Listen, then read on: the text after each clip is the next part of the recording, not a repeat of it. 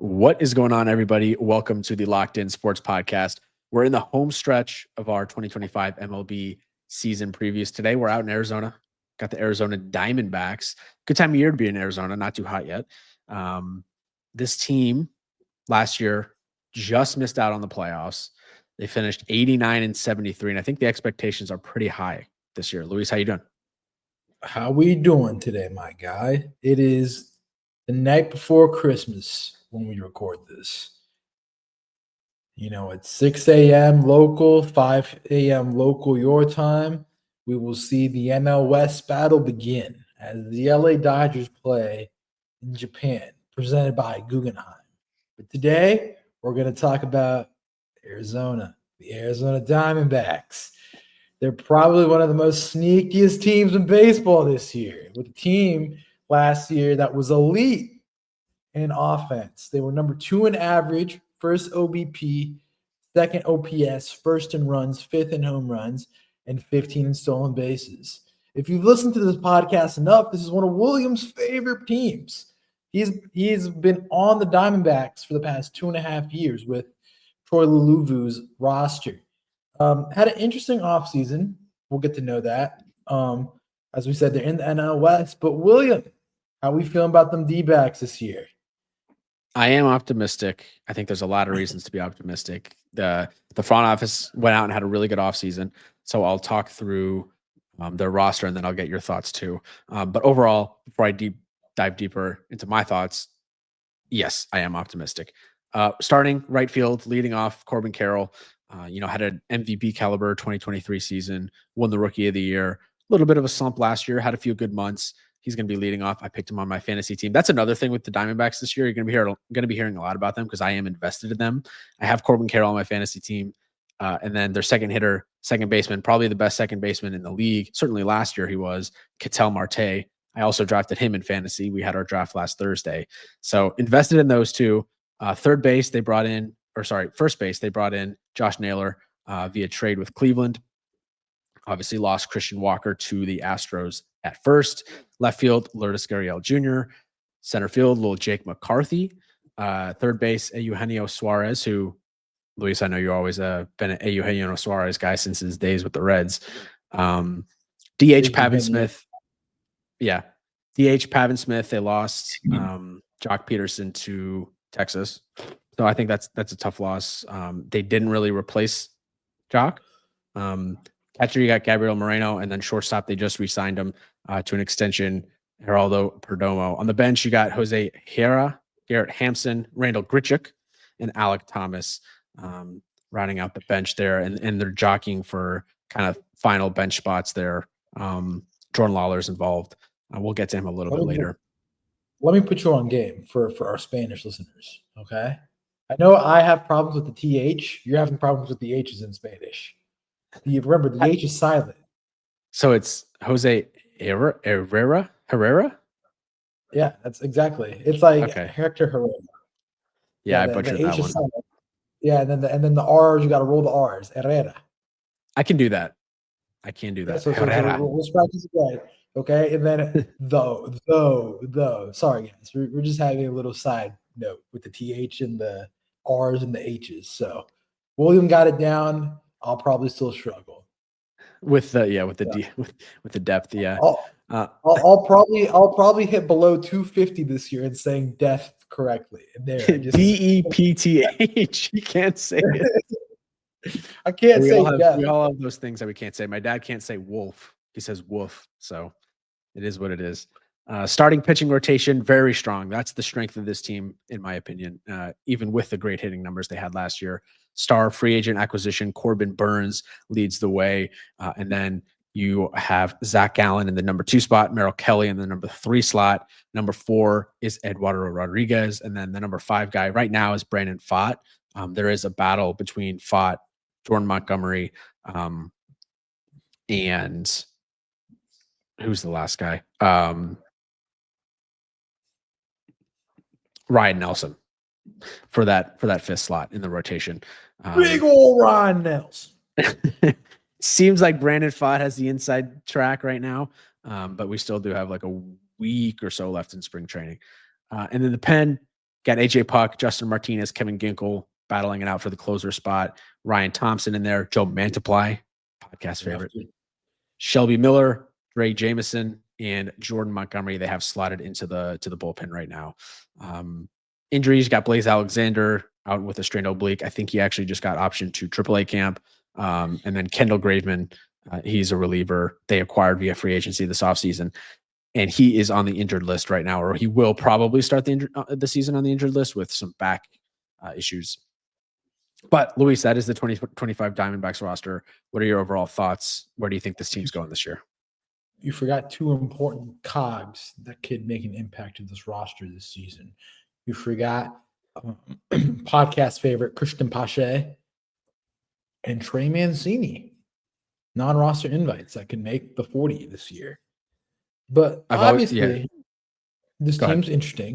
First off, their social media team is elite. I don't know if you guys have been following them on Instagram, but I was laughing last week when they had the wives and girlfriends ask them about their husbands and boyfriends.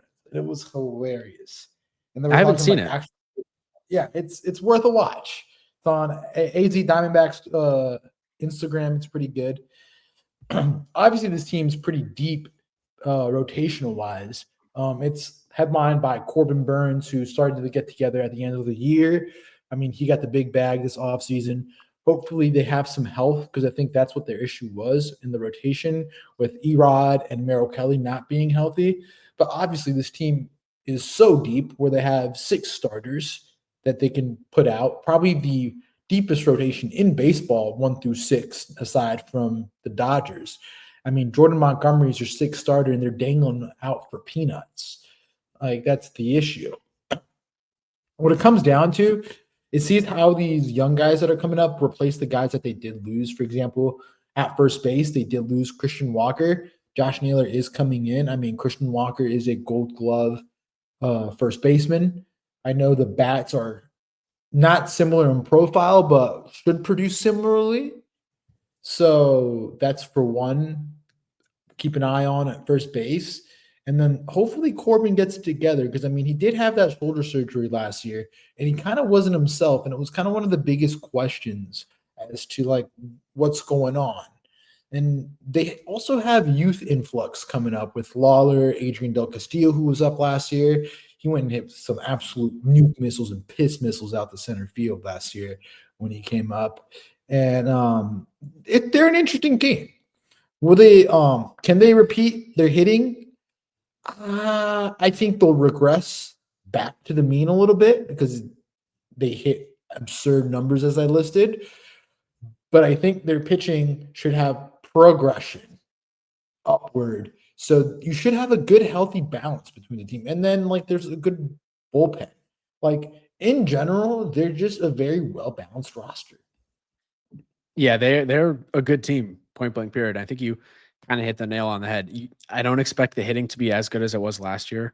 I think Joc Pederson was a huge piece in that lineup last year, and he's gone. And I said earlier they didn't really replace him at DH. It's going to be Pavin Smith. So I think they take a step back there. But you bring in Josh Naylor. I like him as a power bat in the middle of that lineup. Christian Walker last year finished with 26 home runs. Josh Naylor had 31, so more or less the same.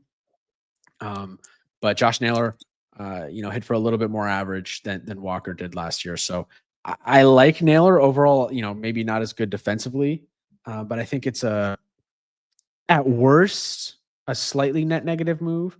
But Naylor did not hit it. He hit basically the same average. I think it was 8 points lower than Walker last year.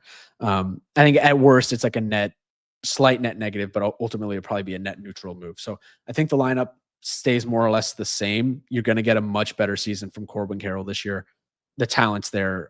He has all the skills. Just some injuries last year hampered him. And it could have been a sophomore slump too. So I expect him to be better. Ketel Marte is in his prime, 31 years old, going to continue to rake. And then, you're going to look for guys like Jake McCarthy to hit a little better, really good defender. Can he hit better than he has? The Diamondbacks were shopping him and Alek Thomas over the offseason. Didn't end up moving either of them. Does that affect his confidence, or does he come into the season ready to go? That's an interesting storyline to follow. But ultimately, this rotation is going to be way better than it was statistically last season. They finished 27th in ERA, 25th in WHIP, 27th in hits per nine. Like, they were not a good rotation last year. And now you bring in Corbin Burnes, who I think is, top 5 pitcher in the game, certainly on that short list of guys that you want in a game 7, for example, or in a playoff game 1, whatever. And I think they kind of got him on a team friendly deal. He could have gotten more money elsewhere, and he takes 6 years, $210 million. It's a really good contract for the Diamondbacks. They're a team that's shown they're going to go out and spend, going to try to compete with the Dodgers in the National League West. I don't know if they'll be there, but I feel good about this team. I'm optimistic. There's some interesting storylines to follow with them this year. One of them, and I know I've been talking for a little bit here, but one of them that I do want to float out there is all of the free agents that they have and the potential to, especially with this 5th starter, where I think it's going to go to Pfaadt. So then all of a sudden, and the Diamondbacks have said they don't want to run a 6th starter. So all of a sudden you got Ryan Nelson and Jordan Montgomery. Jordan Montgomery being a pending free agent. I see, both of those guys potentially as trade pieces. Jordan Montgomery was key. I had a bad year last year, but I think a lot of that was shortened had to do because of his shortened run up with signing late and everything. Could be a trade piece. And you have Ryan Nelson, who they would trade potentially. And then you also have Jordan Lawlar, who right now, top 10, 15 prospect in baseball. He's kind of blocked with their infield with Marte, Perdomo, who they just extended at shortstop, and then Eugenio Suarez. And maybe Lawlar could play some third base, but Suarez is a free agent this offseason, so maybe they could work something out there. But right now, there's not really at-bats for Lawlar on this team. So he could be a trade piece. Montgomery could be a trade piece. Nelson could be a trade piece. Basically, whoever doesn't win this spot. I think there's a lot of options for this team to get better even during the regular season this year than they already are. Yeah, no, sorry, excuse me. I just personally think this is a team that if things don't go well, you can just see an extreme fire sale. I mean, Zac Gallen wasn't his prime version of himself last year, and I feel like that's something that could be looked at with his fastball especially. And, I mean, Eugenio Suarez, I think he's such a great fit for so many teams, especially one up at 161st and River.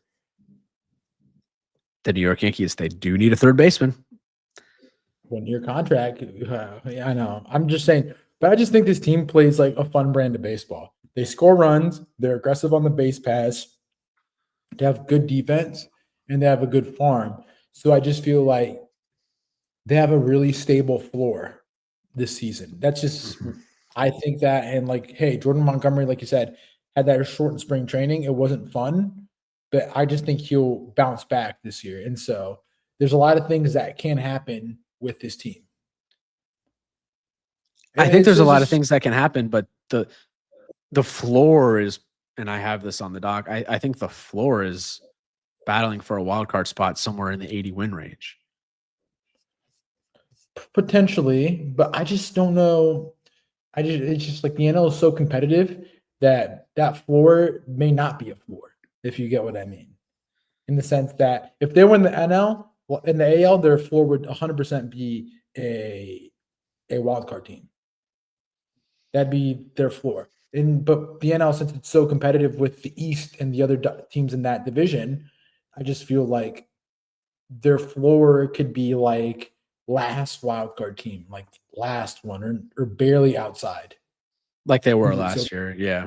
Yeah. I mean, that is true. There's so many teams that are in the National League that if they were in the American League, they would be considered one of the favorites. I think if you throw Arizona in the American League, they probably would be the odds-on favorite to win the league.